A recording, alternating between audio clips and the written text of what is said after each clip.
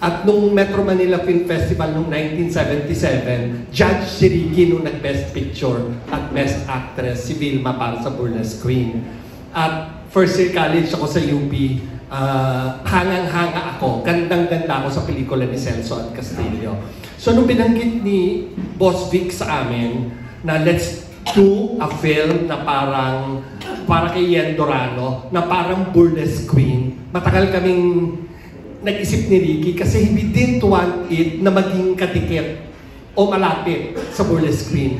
In deference to Celso At and to everybody who worked on Burlesque Queen kasi ang ganda-ganda ng pelikulang yon. So, finally, after several months, pagtapos ng mahabang brainstorming, nakaisip si Ricky ng isang kwento, idea. Tapos dinevelop niya. Nung natapos yung kwento, kwento niya sa akin. Tapos masaya siya. Sabi niya, Mac, okay na to, okay to, okay itong pelikulang to, okay to.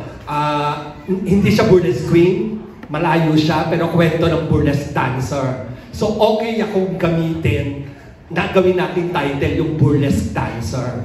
Kasi confident siya na malayo, na it can stand on its own, na hindi siya maihahambing.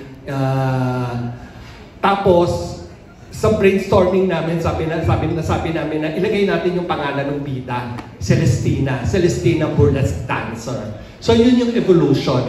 It has nothing to do with the film. Pareho namin gusto ni Ricky yung Burlesque Queen ni Celso at Castillo. Gandang-ganda kami pareho sa pelikula. We did not want to touch that in deference to ganda ng pelikula. Is it okay to say na inspired siya? Lahat ng magandang pelikula na-inspire ang mga mahilig sa pelikula. But it does not in any way have any reference to Burlesque Queen. We were very, very